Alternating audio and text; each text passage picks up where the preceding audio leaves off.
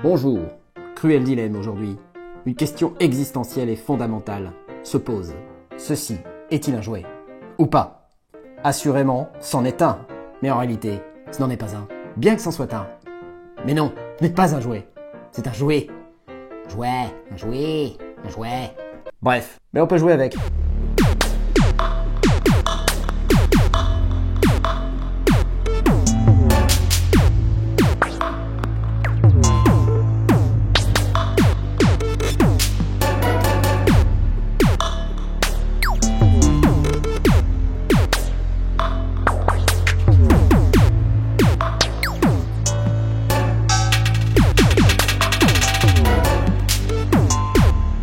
De quoi s'agit-il? En fait, c'est un contrôleur MIDI. Déjà, la première chose, c'est que c'est vraiment un très bel objet, extrêmement bien réalisé. Vous voyez que la finition est vraiment géniale. Au-dessus, c'est une espèce de matière, c'est du métal. Et ici, une zone sur laquelle on va pouvoir poser des petits modules magiques. Par exemple, celui-ci, ou celui-ci, ou celui-ci, celui-ci, celui-ci, ça. Il y a ça, il y a aussi ça, là. Celui-là. Attendez. Et puis il y a ça fait. Et il y a le nouveau truc là. Il est joli. Grand clavier il s'appelle. Non les gars, non. Attendez, on a un sérieux problème. Ceci n'est pas un grand clavier. Ceci est tout petit. Ceci est un petit clavier. Mais il s'appelle le grand clavier. Non, moi je lâche l'éponge là les gars. Ça c'est un grand clavier. Ça, c'est un petit clavier. Ok, je lâche l'affaire. Bref, il y a plein de petits modules qu'on appelle des modules magiques. Ils vont avoir différentes fonctions. On va pouvoir les poser de cette manière sur l'appareil. Les poser sur l'appareil. Chaque module va avoir une fonction spécifique. Par exemple, ça, ce sont des pads. Ça, ce sont des sliders.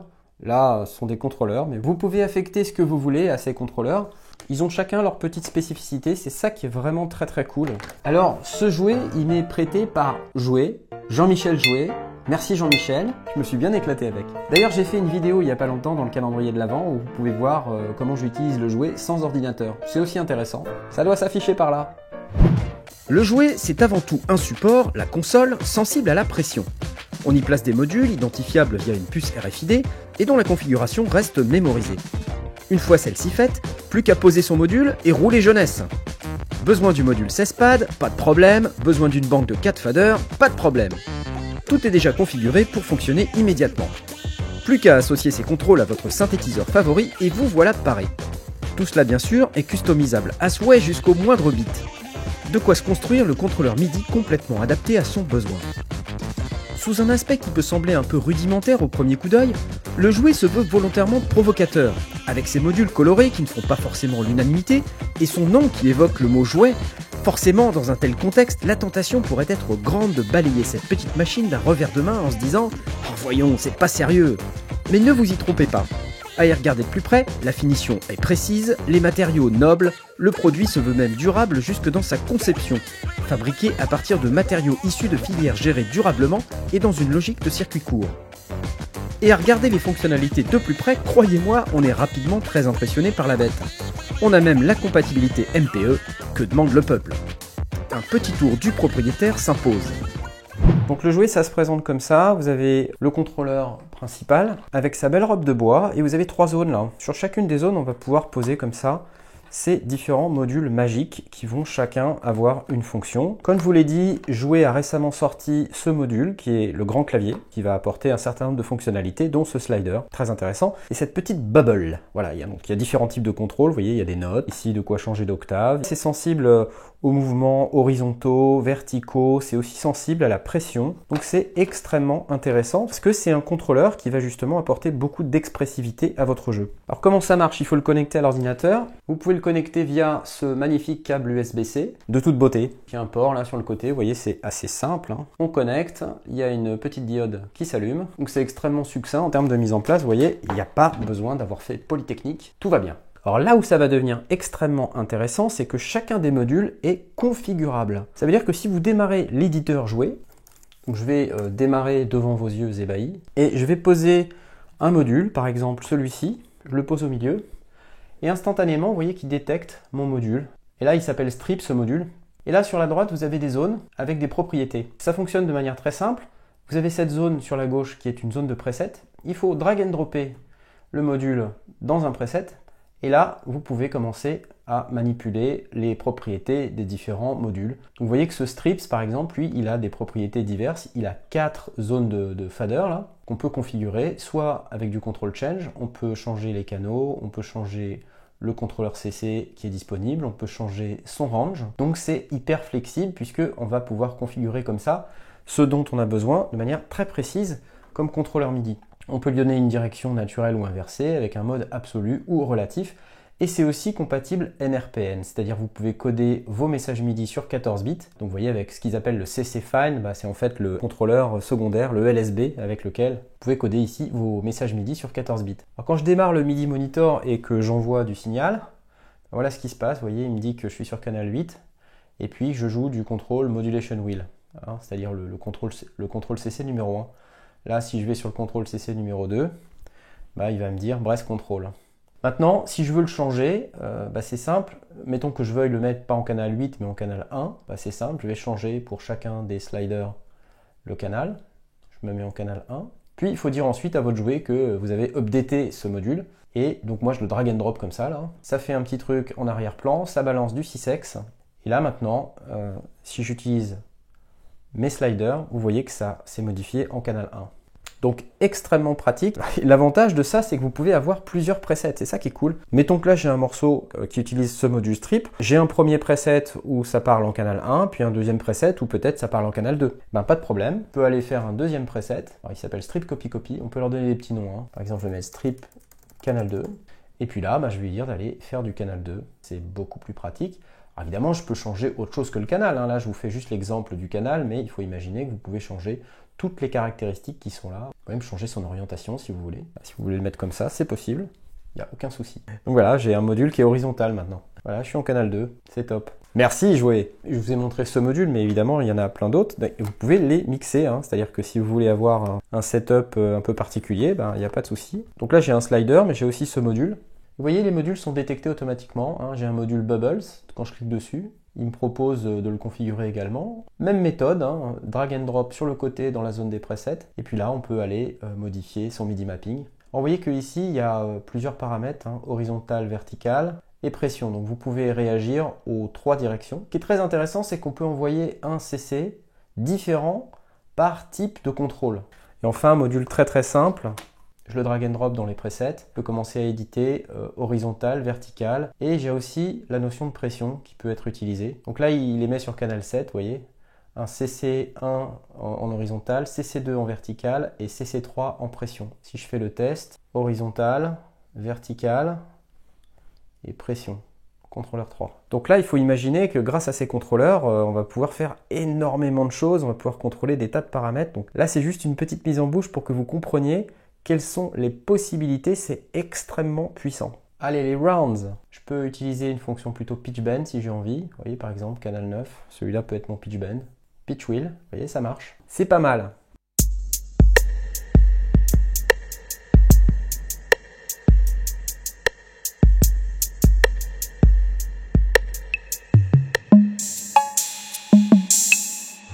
Alors au-delà de ces petits modules magiques, il y a d'autres modules. Il y a un module double ici. Vous voyez, celui-ci, c'est un petit peu plus cossu, donc ça va être intéressant. Alors on peut peut-être le mettre là si on veut. Oui. Et puis avoir une configuration un peu comme ça. Donc ce module qui s'appelle synth, ou synthé quoi. Évidemment on peut régler son canal et on peut régler les notes à partir desquelles il commence. Donc, vous voyez par exemple il commence à la note Fa et je peux commencer à F2, F3, F4, donc F2 ça me paraît bien. Et sur des vélocités qui vont de 50 à 127. Le bouton Y control qui est là, il va me permettre d'aller, je sais pas, par exemple ouvrir un filtre. Si vous connaissez le CC sur lequel votre filtre de synthétiseur est configuré, vous pouvez le régler ici. Donc très intéressant ce module. Puis ce qui est intéressant, c'est que vous voyez, je démarre à F2, mais si j'utilise les boutons là-haut, plus et moins, je peux changer d'octave en fait, c'est pas complètement figé. J'ai activé le contrôle sur l'Y, donc ça veut dire que si je monte un peu, vous voyez, j'ai le contrôleur 119 sur canal 1 comme tout à l'heure, donc ça émet des notes, puis en plus ça émet du CC. Donc ça vraiment très pratique pour pouvoir avoir de l'expressivité.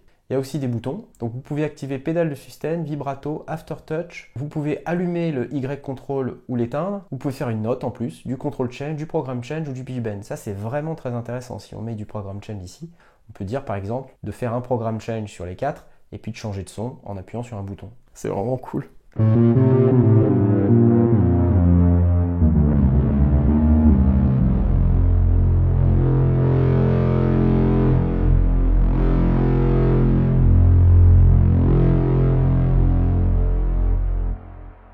très très chouette. Allez, il y a celui-là, il est bizarre celui-là. Mais qu'est-ce que c'est? C'est comme une guitare. Fretboard, il s'appelle. Alors déjà, je l'ai mis à l'envers. Ah bah, ça commence mal. Donc fretboard, il peut être configuré en tuning guitare sur un certain canal. Et puis vous pouvez configurer sa première note. Vous voyez par exemple, comme sur une guitare, la première note c'est un mi avec une vélocité qui va de 50 à 127. Donc si vous êtes guitariste, vous jouez du pedal steel ou ce genre de truc, je vais faire un do. Ouais, je sais pas. Hein. Ouais. Probablement que c'est pas comme ça qu'il faut le jouer. Mais je trouve ça rigolo. On peut probablement faire des arpèges de guitare. Et puis là, pareil, grâce à ces boutons, on peut changer d'octave. Vous voyez, c'est E2, E3, E4, E5, etc. Avec les boutons plus et moins. Plus, vous avez ces deux boutons là qui sont configurables avec différentes fonctions qui sont très pratiques, soit pour changer de son, faire de l'aftertouch, du vibrato, du pitch, etc. etc. C'est vous qui voyez. Je vais finir par celui-là, puis après je vous montrerai le grand clavier. Et je l'aime beaucoup, pourquoi? Parce qu'il a une fonction vraiment sympa qui me plaît, c'est qu'il peut jouer sur une certaine gamme. Vous voyez là par exemple, il est réglé sur majeur pentatonique, mais j'ai tout un tas de gammes que je peux utiliser comme ça, et ça c'est vraiment très très cool. Première note, et tout ça peut être configuré en 14 bits si on a envie, donc c'est vraiment en termes de précision, c'est vraiment cool. Il y a ce contrôle supplémentaire là-haut, il y a même une bubbles ici là, super cool, super, j'adore. Bon, on va passer au grand clavier, enfin grand, je me comprends. Alors, le grand clavier, la petite particularité, c'est qu'il faut la version 1.6 de l'éditeur. Tada! Super! Si je clique là, ça y est, je peux configurer mon grand clavier. Donc, bah, même chose, hein, il suffit de le drag and dropper dans la zone des presets, et puis d'aller faire ce qu'on veut avec. Là, vous voyez, par exemple, les notes peuvent être configurées comme pour le reste des modules. Hein. Un truc très intéressant avec ce grand clavier, c'est le MPE qui est ici. Je peux avoir un aftertouch polyphonique, l'aftertouch par canal, c'est un truc de fou là. Un contrôleur très très avancé. Vous voyez, il ne faut pas se fier au fait à l'aspect un tout petit peu rudimentaire du truc. C'est loin d'être rudimentaire, c'est vraiment très très avancé comme contrôleur. Donc ça veut dire que vous pouvez communiquer avec des instruments qui, eux, nécessitent d'être adressés en MPE.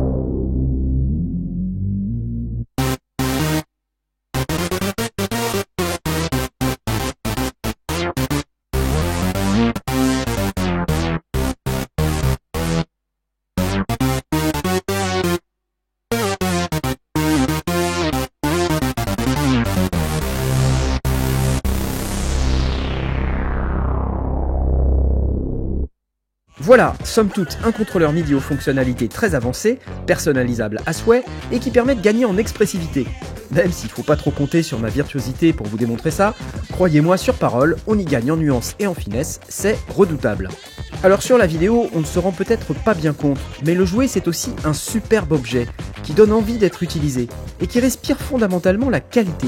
Rien à voir avec un énième morceau de plastique noir avec des pattes de couleur. Et puis c'est original, c'est différent, ça donne envie de créer des trucs délirants qui n'existent pas. L'air de rien, c'est hyper important.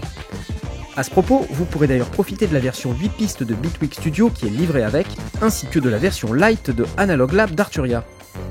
Avec tout ça, pas d'inquiétude, aucune chance que vous vous sentiez seul avec votre jouet. Et si comme moi vous êtes sensible à ce qu'on peut faire pour protéger l'environnement, c'est encore un plus dans la colonne des plus à comptabiliser pour le jouet. Résolument le plus bio de tous les contrôleurs MIDI du marché. Ça me donne envie d'applaudir et d'aller reprendre des haricots verts, tiens. Bon, ok, peut-être pas les haricots verts, mais enfin, vous saisissez l'idée. Bon, bah c'est quand même pas mal ce petit jouet. Ce que j'aime bien dans ce contrôleur, c'est dans un premier temps, c'est la qualité de la finition. C'est parfait quoi, c'est vraiment magnifique, c'est un beau bois, regardez ça. C'est quand même un sacré truc, hein. Vraiment pas un truc qui dépasse et tout, c'est cool, hein. Chapeau la finition. Ensuite, j'ai des modules fétiches, hein. J'ai ces petits modules là, je trouve ça top. J'ai un petit peu plus de mal avec les bubbles, bon, c'est moi. Et aussi un petit peu plus de mal avec le truc de guitare là. J'ai pas vraiment trouvé une utilité qui me convienne. Mais si vous êtes guitariste ou que vous avez l'habitude de jouer des gammes sur un manche de guitare, sans doute ça fera l'affaire pour vous. Mention spéciale pour celui-ci qui joue sur une gamme en particulier qu'on peut configurer. Top.